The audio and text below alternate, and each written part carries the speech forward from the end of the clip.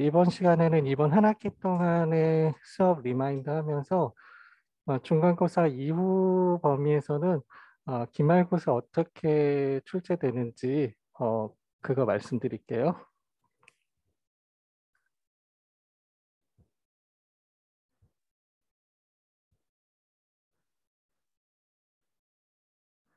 제가 앉아서 해야 될 것 같아요. 네. 수업 진도 나갈 때는 제가 서서 하고요. 어, 강의 쭉 리마인드 하는 거는 앉아서 할게요. 1주차에 오리엔테이션을 했고요. 그리고 2주차에 생명공학의 개념과 이제 생명공학에 대해서 공부하면서 3주차에 2교시 때 이제 배아 형성 단계, 인간 생명 시작 단계에서 배아가 어떻게 생성되고 그에 따라서 어떤 생명공학 투입되고 그에 따라서 어떤 생명윤리 문제가 발생했는지 요거를 쭉 봤고 요거 보면서 좀 보충 말씀드려야 될 거를 이번 시간에 잠깐 말씀드릴게요.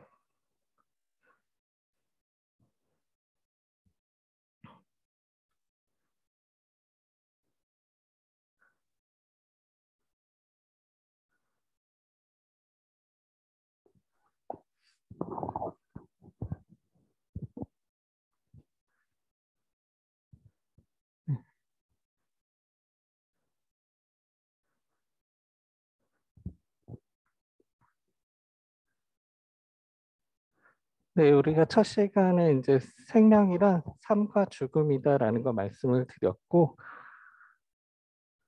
어,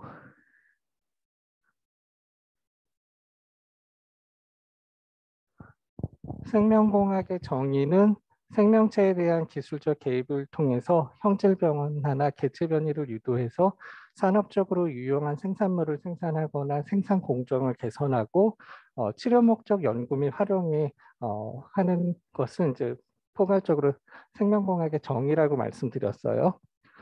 우리 생명공학 육성법에 보면은 제8조에 생명공학에 대한 정의를 법에도 명시하고 있는데 생명공학이란 각종 생물체의 생물학적 시스템, 생체, 유전체 또는 그들로부터 유래되는 물질, 정보를 연구, 활용하는 학문과 기술을 말하며 기초의과학을 다 포함하는 게 이제 생명공학이다라고 생명공학 육성법에 정의 개념으로도 다 정의가 되어 있어요.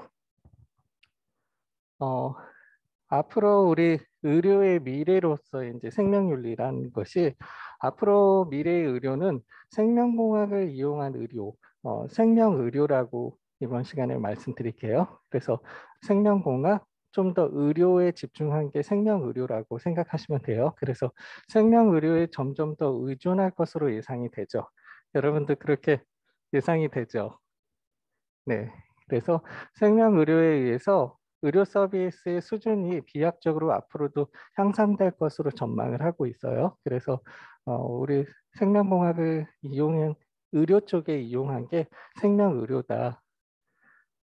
그래서 생명의료라는 것을 다시 한번 말씀드리면 생명공학을 사용해서 질병을 치료하고 예방하며 기타 건강을 관리하는 것을 생명의료라고 해서 생명공학의 좀 더 구체적인 한 분야로 생명의료를 생각하시면 될 것 같아요.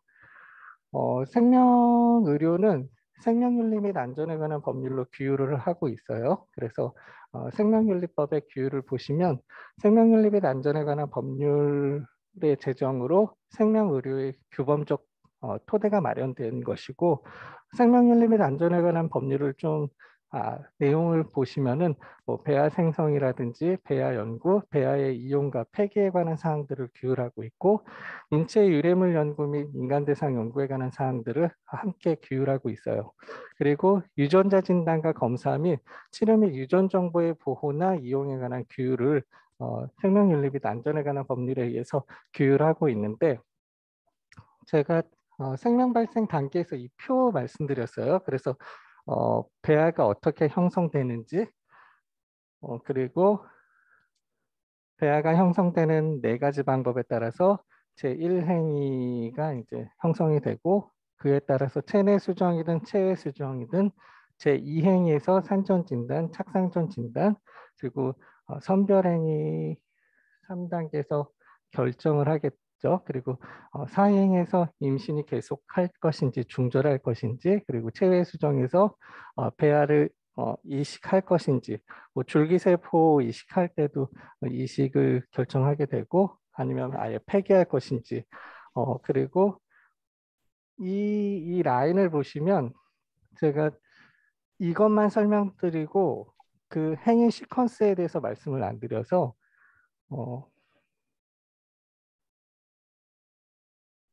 행위 시퀀스라는 것은 채팅 한 번만 볼게요. 네네. 출석은 우리 메일로 말씀을 해주세요. 네.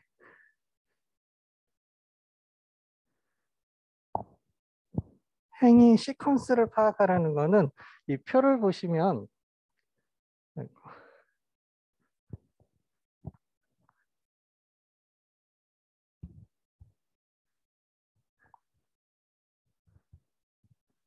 전체 이 제1행에서 3행위, 체외 수정에서 인공수정, 인공수정을 전체적으로 딱 봤었을 때 시험관하기를 하는 목적은 뭐죠?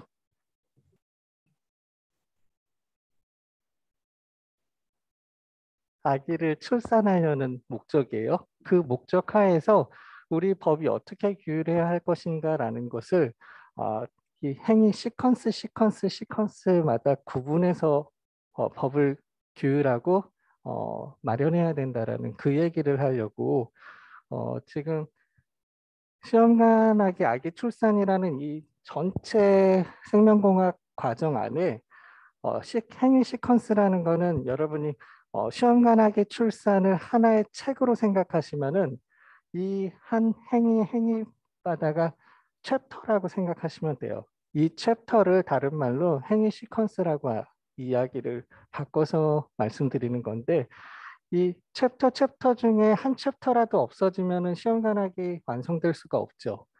그래서 첫 단계에서는 시험관하기 전체적으로 봤을 때 아기를 출산하기 위해서 제1행에서 인공수정 단계가 있어야 되는 거죠. 이런 생명공학 기술 행위 시퀀스가 하나 있어야 되고, 그 다음에 착상전 진단을 해야 되죠. 뭐 PGD, 뭐 극체 진단을 하든지, 뭐 PCR을 하든지, 뭐 이렇게 두 번째 생명의료 기술 전체로 봤을 때는 시험관하기를 만들기 위한 거지만, 구체적으로 봤을 때 이 행위 시퀀스 중간 어느 한 단계가 없으면 출산에 성공할 수가 없는 거죠. 그래서 생명윤리 및 안전에 관한 법률에서 이 시험관하기를 규율을 하려고 하면 이 행위 시퀀스별로 규율을 하고 제재해야 된다라는 그 말씀을 제가 드렸어요. 그래서 무슨 이야기인지 알겠죠? 어, 이 밑에서 배아복제 연구를 볼까요? 배아복제 연구를 규율하려면 이 행위 시퀀스마다 규율을 따로따로 해야 된다는 거예요. 그래서 이 배아복제 어떻게 할 것인지, 뭐 이 이식 단계에서는 뭐 지금 현재로는 인간의 자궁에 착상할 수 없게 돼 있죠. 지금 현재 연구용으로만 사용하고 있어서 그렇지만 이 행위 시퀀스마다 어떤 생명 의료 기술이 지금 투입되고, 그 행위 각각의 시퀀스마다의 그 의료 기술을 규제하고 해야 된다는, 그래서 이 뒤에서 말씀드리는 특정한 하나의 목적을 중심으로 한 생명 의료의 다양한 생명 의료 행위들이 서로 결합되어 있는 경우가 많다라고 하는 얘기가, 이 각 단계마다 생명 의료 기술들이 각각 다르죠. 근데 전체로 봤을 때는 이제 하나의 목적을 중심으로 시험관하기는 출산이라는 목적으로, 배아 연구는 줄기세포 연구를 목적으로 위해서 하지만은 각 행위 시퀀스마다 여러 가지 생명 의료 기술들이 결합되어서 하나가 되는 거죠. 그래서 규율할 때는 그 각각 생명 의료 행위 시퀀스마다 각각 규율을 따로따로 해야 된다라는 걸, 그래서 생명 의료 행위의 행위 시퀀스를 파악해서 법적 규율을 하는 기초를 확인할 수 있다라는 거예요. 네. 그래서 나머지 이해는 그 이해예요. 제가 말씀드린 것 같이 체외 인공수정이라는 하나의 생명의료 행위를 중심으로 배아 생성, 뭐 유전자 진단, 배아 선별, 배아 이식이든 착상이든 폐기든 임신 중절이든 냉동 보관이든 생명 의료 기술을 법조학으로 규율하기 위해서는 우선 이 행위 시퀀스들의 의미를 전체적으로 파악할 필요가 있다. 이 말씀을 제가 안 드려가지고 네, 나중에라도 여러분이 이제 법률 제정하는 분들이 되실 수도 있어요, 여러분. 네, 국회로 가서 뭐 처음부터 의원이 되긴 힘들겠지만 뭐 국회 보좌관이나 비서관 활동을 하면 거의 법안 의원님이 만들지 않거든요. 네, 보좌관이 다 만들어요. 요즘에 국회의원 보좌관 중에서 좀 인기 있는 직종이 변호사이신 분이 이제 보좌관으로 가면 그 의원분들이 좀 좋아한다고 해요. 내 보좌관 변호사야 뭐 이렇게 하는 걸 좋아하신다고 하더라고요. 그래서 여러분 과가 굉장히 다양하기 때문에 여러분 어디로 갈지 몰라요. 제가 학기 중에 말씀드렸죠. 한국에서 제일 좋은 대학이 어디죠? 가톨릭 대학교예요. 항상 여러분 프라이드와 자긍심을 가지고 생활하시면 좋을 것 같아요. 말씀드렸잖아요. 교황이 한국에 있는 대학 하나 알면은 가톨릭 대학교라고. 서울대학교 모를 수도 있어요. 네, 그만큼 전 세계적으로 널리 알려져 있는 대학이죠. 가톨릭 대학교. 네, 그렇습니다. 저도 여러분하고 가톨릭 대학교에서 여러분 수업으로 강의로 만날 수 있어서 너무 한 학기 동안 영광이었어요. 네, 너무 감사해요, 여러분. 그래서 생명 발생 단계에서는 이 행위 시퀀스에 대한 거를 말씀을 안 드려서 각각의 하나의 목적이지만 그 각각의 행위 시퀀스별로 내용을 파악해서 그에 따라서 생명윤리 법을 규율하든지 제지하든지 해야 된다라는 걸 말씀드리려고 했고요.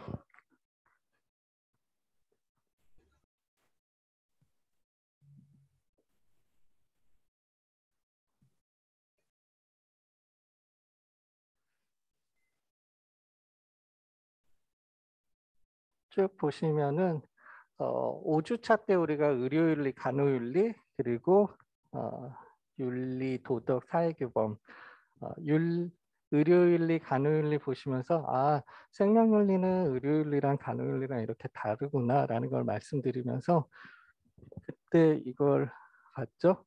카메론의 밸류비두 모형을 말씀드렸어요. 임상 현장에서 간호사분들이 실제적으로 임상 현장에서 딜레마 상황에서 어떻게 윤리적인 의사 결정을 내리는지에 대한 좀 좋은 모델 뭐 이런 걸로 카메론의 밸류비두 모형을 말씀드렸어요.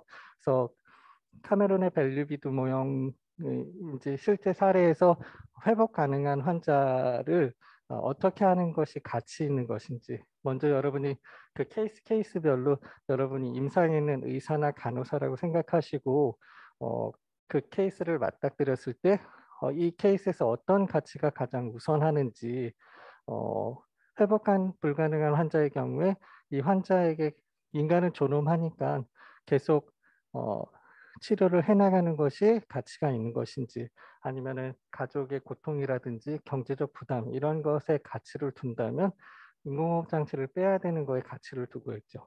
그러기 위해서는 모범적인 간호사는 어떻게 해야 되고 그에 따라서 어떻게 행동을 해야 되는지 그래서 가치와 행동이 일치하는 모습을 보여주면 카메론의 밸류비드 모형은 윤리적인 의사결정을 한 것으로 보는 거죠. 가치는 이렇게 생각하는데 반대로 행동하는 경우도 우리가 간호사 사례들을 보면서 확인을 했어요. 그래서 이 딜레마 상황에서 내가 가장 우선순위를 두고 있는 나의 가치는 어디에 중점을 두고 있는지 그리고 그에 따라서 어떤 행동을 해야 되는지 일치하는 면모를 보이면 카메론의 밸류비드 모형에 의하면 윤리적인 의사결정을 한 것으로 보잖아요. 네, 그래서 임상 현장에서는 그렇게 말씀드렸고, 어, 우리가 그 다음에 이제 윤리, 도덕, 사회규범 말씀드리면서 사회규범, 어, 지역화된 그 사회규범 관행을 어떻게 무턱대로 그냥 따르냐, 따르지 않느냐 이런 얘기를 말씀드렸는데, 여러분은 의료뿐만 아니라 일반 사회 영역에서도 마찬가지일 것 같아요. 저는 특정 직역, 간호사면 간호사 이런 학생들한테 간호대 4년 졸업하고 간호사 국가시험 보고선 딱 갔는데 그 병원에서 이거 우리 병원의 관행이니까 이대로 해라고 하면 제가 그래도 생명윤리 강의를 하잖아요. 그래서 여러분이 생각 없이 여러분이 다 이성을 가지고 있기 때문에 시키는 대로 하지 말고 이게 의료법이나 보건의료법 위반 사항이 없는지 좀 확인을 하고 행동을 하라고 했어요. 근데 신입 간호사가 이건 아니에요 막 이렇게 하기는 힘들죠. 여기 원래부터의 관행이라는데 그래서 제가 간호대 학생들한테는 이제 토론 시간도 있어서 뭐 이럴 때 어떻게 하겠냐 뭐 이러면 좋은 아이디어들을 많이 주더라고요. 그래서 너무 괜찮은 아이디어를 많이 줘요. 이게 학년이 어릴수록 아이디어가 더 좋은 것 같아요. 여러분한테도 할 걸 그랬어요. 의료법 수강생들은 한 3, 4학년들인데 1, 2학년 학생들이 더 아이디어가 좋고 더 좋은 학생들은 또 고등학생들이 또 아이디어가 되게 신선해요. 그래서 와 이거는 기성세대도 하지 못할 이런 것도 여기 MZ세대들은 하는구나 이래지거든요. 그래서 다음에는 그래서 다음 학기에는 토론도 하려고 하거든요. 토론 했었으면 여러분 수강 신청했었을 거예요. 했었을 거예요. 원래 간호대에서도 생명윤리 강의를 하면서 이론적인 수업을 하고 중간고사 이후에는 생명윤리 쟁점에 관한 것들이 굉장히 많잖아요. 우리가 생명윤리 쟁점한 게 8가지 쟁점, 거의 10가지 쟁점 되는 것 같아요. 그거에 대해서 찬반 토론을 해서 실제 토론대회 같이 시간 타이머해서 토론을 하거든요. 아, 재밌겠죠. 그래서 요번 학기 생명윤리학 법하고 다음 학기 생명윤리학 법이 확 내용이 틀려지고 항상 그렇게 토론을 하면 제가 생명윤리 강의가 지금 9년 차예요. 9년 차인데 매번 수업이 새로운 거죠. 토론하는 학생들이 항상 새로우니까 내용이 똑같을 수가 없어요. 그래서 저는 되게 재밌게 강의를 하거든요. 네, 지루하지 않죠. 네, 가끔 뭐 지루할 때가 있긴 하지만 내용이 어려울 때 학생들 호응이 좋지 않을 때는 저도 막 강의가 뭐 9년 차인데도 잘 막 말이 더듬어지는 이유가 여러분이 호응이 안 좋을 때예요. 호응이 좋을 때는 뭐 제 얘기도 하고 막 벌써 시간이 끝날 시간이네요 막 이렇게 되거든요. 네, 그래요. 그래서 다음 학기도 들어도 된다는 얘기죠. 어, 우리 그 수업이 성적은 여러분 다 알죠. 다음 학기도 그렇게 갈 것 같아요. 120명 중에서 그냥 점수에 상관없이 등수를 자르는 것 같아요. 50%까지가 A 플러스죠. 저는 뭐 A 제로, A 마이너스 이런 거 없이 무조건 그 영역에 들어가면 다 플러스니까 좋죠. 아니에요? 네, 다 플러스. 네? 다음 학기부터 바뀌어요? 뭐 어떻게 바뀌죠? 원래대로? 원래대로는 40%예요? 아, 원래대로면 그러면은 점수로 가야 되나 보다. 원래 점수가 뭐 95점부터 100점까지가 A 플러스 이렇게 해야 된다는 말이죠.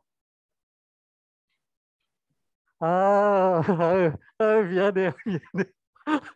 원래는 그랬을 거예요. 다른 대학들도 95에서 100점까지가 A 플러스, 90에서 94까지가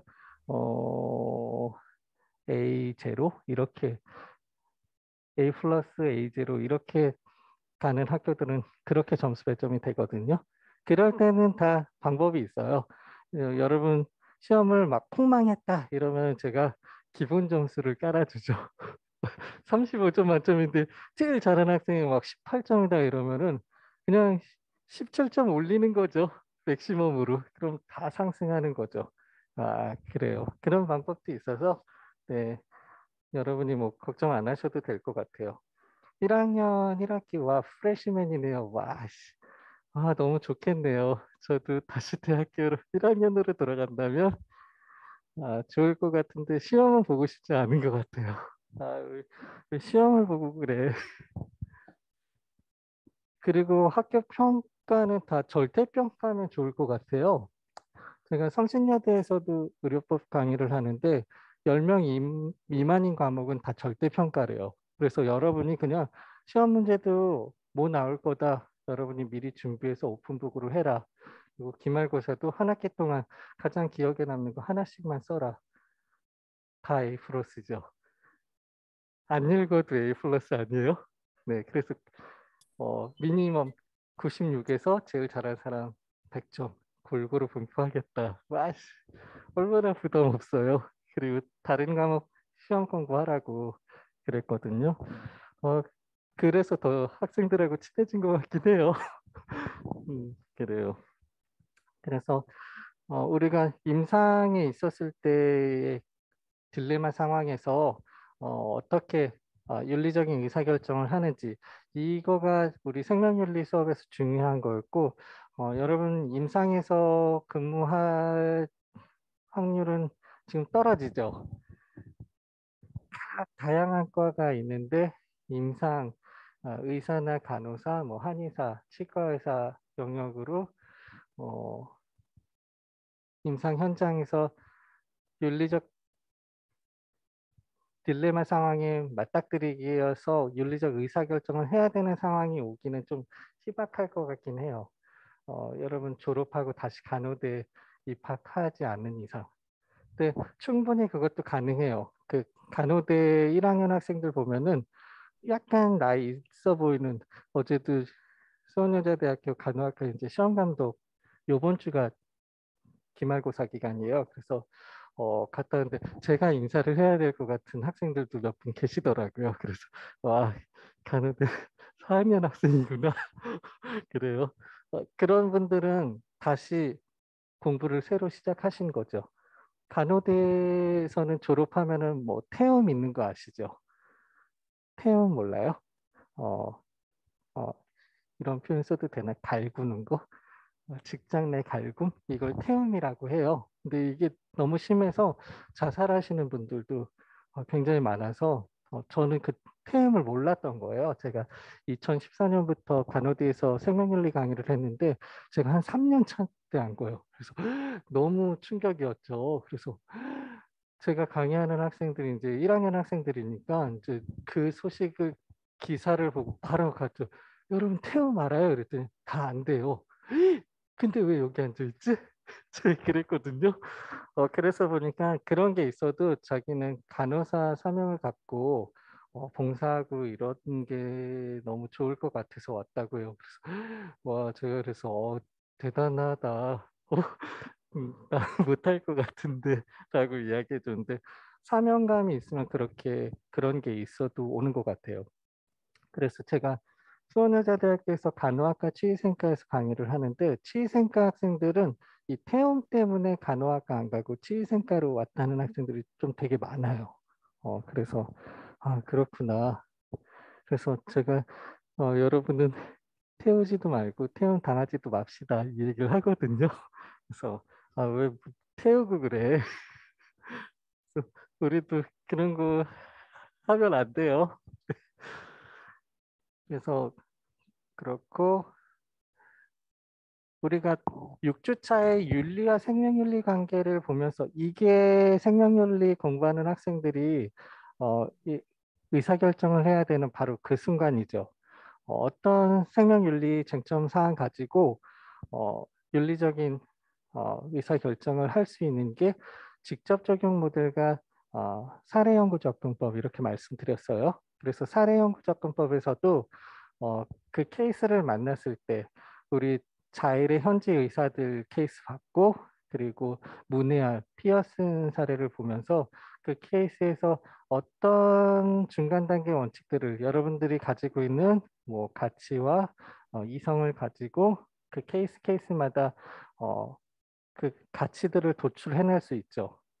이런 어려운 가치가 아니라 직관적으로 바로 생각해낼 수 있는 이런 거를 바로 중간 단계 원칙이라고 하는데, 이 중간 단계 원칙들을 도출을 해서 그 도출된 중간 단계 원칙들 중에서 가장 우선순위에 있는 가치를 선택하기만 하면 결과가 그거에 따라서 행동하기만 하면 된다고 했죠.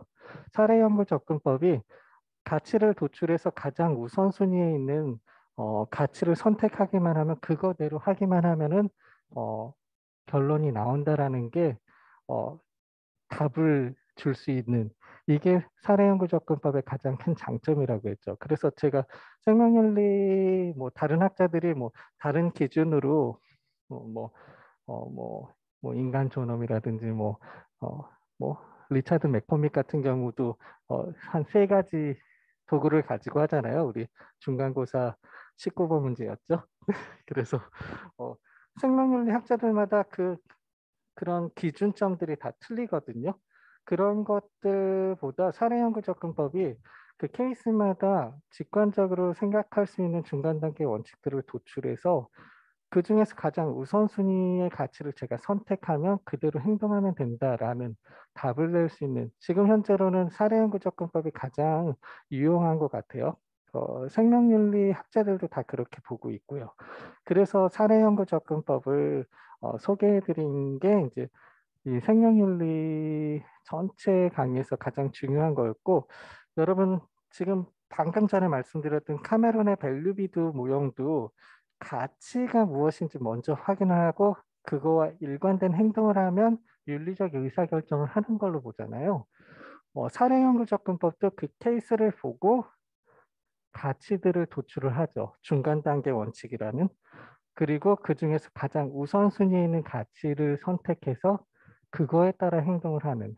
그래서 가치가 무엇이냐를 카메론의 밸류비드 모형이나 이 윤리와 생명윤리의 관계에서 사례연구 접근법, 사례연구 접근법도 가장 우선순위에 있는 가치가 무엇인가를 여러분이 이성을 가지고 판단을 할 수 있기 때문에 이 가치 판단이 굉장히 중요한 거구나라는 거를 연결해서 말씀드리는 게 이번 시간의 가장 핵심이었어요. 근데 이 핵심적인 사항은 이미 중간고사 범위에서 다 끝났어요. 그래서 여러분 이제 공부 안 할 것 같아서 제가 다시 한번 리마인드 해드렸고, 그렇지만 시험 범위는 아니었지만 전체 생명윤리 우리 수업에서 가장 중요했던 거는 요 두 가지 정도가 아닐까 하고, 그 다음 주차에 이제 우리가 공부했던 게 생명윤리 문제를 해결하기 위한 다양한 접근법 중에서 종교적 접근법과 비종교적 접근법을 봤는데, 그 중에서 가톨릭 생명윤리학을 봤죠. 그래서 가톨릭 공동체는 어떤 기준을 가지고 어떤 배경으로 어떤 행동 지침을 가지고선 행동을 하는지, 이 공동체의 지침과 판단을 좀 보고자 여러분한테 자료 올려드렸는데 봤나요? 가톨릭 의료 활동을 위한 윤리적 종교적 지침 A4 19페이지 분량인데, 제가 고등학생들 수업에서는 일일이 다 출력해서 이제 드려주거든요. 한 10명 정도밖에 안 돼요. 이게 11페이지 양면 복사하면 가톨릭 대학교 이 정문 앞이 제일 싸더라고요.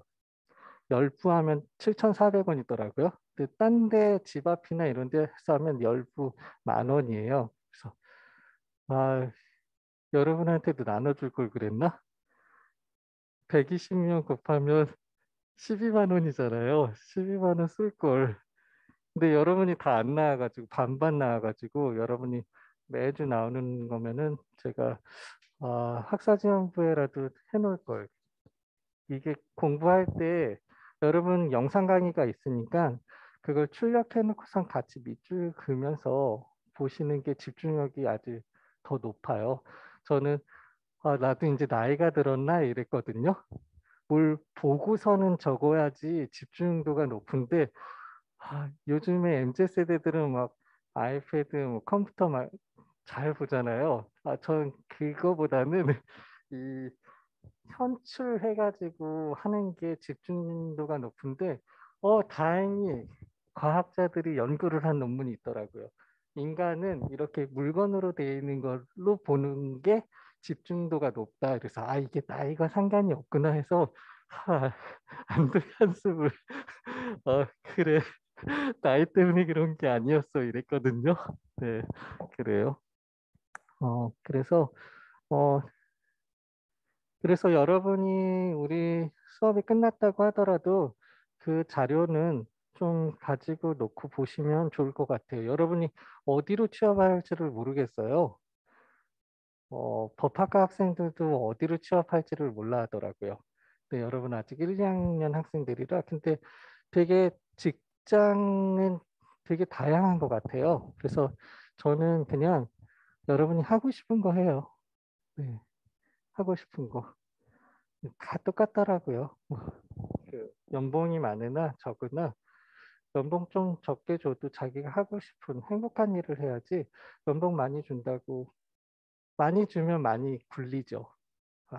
죽을 것 같아요. 로펌 제일 연봉 많이 주는 로펌 가도 주는 만큼 일을 시켜요. 그래서 자기 일과가 없기 때문에 그게 행복한가라고 생각이 되거든요. 그래서 여러분이 일을 하면서도 행복한 일을 좀 하셨으면 좋을 것 같아요. 어, 저는 뭐 의료법도 강의하고 하니까 어, 좀 어린 학생들이면 이제 대학교 졸업해서 하면 뭐 소비자 보험 같은 데도 괜찮을 것 같아요. 소비자 이제 분쟁 사항들이 있으면 각 물건들마다 각 구분이 되어 있거든요. 의료 쪽에서 뭐 손해를 봤다라고 하면은 의료 구제 팀이 또 따로 있어요. 소비자 보호원에 그런 거 하면 또 소비자를 도와주면 또 막 뿌듯하고 그러지 않을까요? 되게 다양한 직종이 있어서 여러분 뭐 전공을 살리면 좋겠지만 전공을 못 살리시는 분들이 되게 많죠. 그게 좀 안타까운 것 같아요. 근데 세상은 넓고 할 일은 많으니까 네, 여러분 아직 1학년 1학기요. 앞으로 뭘 해야 될지 생각할 시간이 좀 많이 있는 것 같네요. 네, 뭐 했다가 또 아니면 또 딴 거 하고 하면 되죠. 뭐 인생 100세 시대인데 뭐 아직 20년밖에 안 썼잖아요. 80년 정도는 더 살아야 되니까 네, 우리 그 다나카 할머니 봐요. 119세까지 사셨잖아요. 여러분 그렇게 계산하면 앞으로 한 100년 더 살아야 돼요. 그렇습니다. 그래서 지금 중간고사 전까지가 다 중요한 거 다 끝났었던 거고 생명윤리 쟁점 관련돼서 이제 우리가 쭉 공부를 했던 게 이제 9주차예요. 9주차부터 이제 제가 이걸 말씀드릴게요. 9주차 보시면은 지금 이거 공유되고 있는 거죠? 우리 줌 학생들 온라인 강의 네네 네네네 감사해요. 9주차에 보면은 여기 1차 시에 생명윤리의 다양한 접근법 중에서 비종교적 접근법에 대해서 공부했는데 이거 한 주제죠. 그리고 쟁점 1, 연명의료 결정, 그리고 생명윤리 쟁점 2로 생명복지에 있었고, 그리고 생명윤리 쟁점 3으로 뭐 산부인과 초음파 동영상 보여드리면서 각 주차별 성장 단계 같은 거 말씀드렸어요. 그리고 생명윤리 쟁점 4로 이제 장기식 있었고 12주차에 보조생식술 그리고 2교시 때 비영리법인에 대해서 비영리법인이 이제 회생 단계에서 영리법인이 인수하는 뭐 그런 거 이제 설명을 좀 드렸어요. 그리고 13주차 때 이제 뇌사에 대해서 말씀드리면서 장기 등 이식에 관한 부분 중에서 뇌사 부분을 확인했죠. 그리고 지난주차에 인간 대상 연구를 말씀드리면서 인체 유래물 조금 말씀드렸어요. 이게 딱 10개 주제더라고요. 제가 세보니까 하나, 둘, 셋, 넷, 다섯, 여섯, 일곱, 여덟, 아홉, 열. 11인가? 왜, 왜 11하지? 제가 체크해놨는데. 네.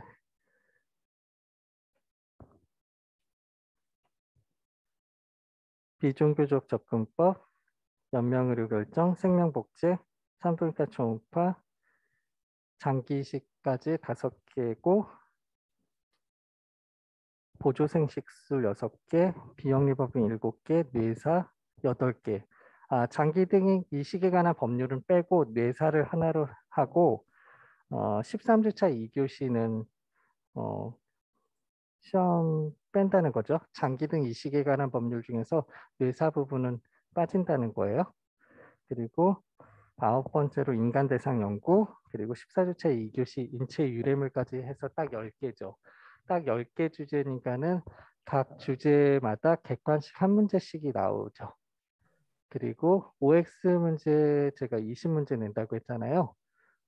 하나에 1점씩 해서 10개 주제니까 각 주제별로 OX 문제 2문제씩 내면 되죠. 그래서 지금 말씀드린 게 10개 주제인데 10개 주제에서 각각 객관식 문제 2점짜리 한 문제, OX 문제 1점짜리 2개씩이 나와서 각 주제별로 100.4점이 돌아가게 문제가 출제한다고 말씀드릴 수 있죠. 그리고 9주차 2교시 연명의료 결정법은 제가 OX 퀴즈에서 정의 부분을 낼게요. OX 퀴즈에서 연명의료 결정법, 뭐 그 법 이름 길죠. 호스피스 완화 의료 및 연명 과정에 있는 뭐 환자의 연명의료 결정법, 뭐 이 연명의료 결정법이라고 약칭할 수 있는데 2조가 정의 조항이에요. 정의 조항 그 법률에서 문제 내는 거는 거기서 OX 문제 2문제 낼게요. 네. 어딘지 알겠어요? 네네. 그리고는 뭐 다른 팁은 우리가 교재가 없었기 때문에 PPT 자료 내용들에서 거의 객관식 문제를 낼게요. 네, 그리고 제가 이야기하지 않은 부분에서는 시험 문제 나오지 않으니까요. 네, 그렇습니다. 그래서 기말고사 그렇게 낸다라고 말씀드리고 제가 한 가지 더 체크해야 될 사항은 여러분이 지난주엔가가 이제 11시에 시험 보고 싶다 해서 그럼 그러죠라고 얘기했는데 그 전에 이미 그 학교에서 조사를 미리 하거든요. 시험대랑 시험 장소 어디가 필요한지를 이미 배정이 나와 있을 것 같아요. 그래서 오전 10시 뭐 리콜스가 301 같은데 11시로 제가 변경이 가능한지는 학사지원부랑 다시 한번 이야기를 해야 될 것 같아요. 제가 시험 일주일 전에 뭐 말씀을 드리는 거기 때문에 제가 임의적으로 그건 결정할 수 없는 사항이기 때문에 그거는 제가 학사지원부 말씀드리고 정확한 시험 장소랑 시간은 제가 공지사항에 올려드릴 테니까요. 공지사항을 꼭 다시 한번 확인을 해주세요. 네. 그리고는 뭐 더 궁금한 사항은 없죠.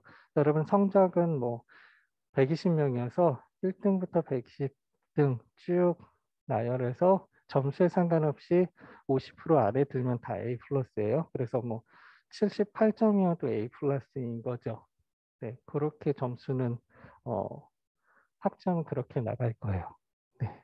그리고 제가 쭉 봐서 1등인 학생이 중간기말 다 합쳐서 만점자가 없다라고 하면은 1등인 학생을 만점으로 하면 다 성적 기본 점수 받고 가는 거죠. 네, 나중에 여러분 1학년 1학기라 졸업이 남일 같겠지만 4학년 2학기 되면은 네, 거의 후회하는 학생들 10명 중에 8명, 9명은 내가 1학년 때 좀 공부를 좀 할 걸 그랬다라는 학생들이 많거든요. 그래서 제가 여러분 4학년 2학기 때를 미래로 봤을 때, 와, 이때 잘했다. 라고 하기 위해서 제가 기본 점수를 깔아드릴게요. 그래서 4학년 2학기 때 저 한번 생각해 주세요. 그래서 뭐 생명윤리라 뭐 만점이 없으면 안 되지 않나 했는데 제가 100점 만점 한 분 드린 적이 있어요. 2016년 16학번 학생들인데 그분은 100점을 줘도 제가 당당했어요. 그분 수녀님이었거든요.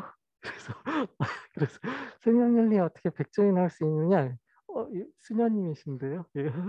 그래서 네.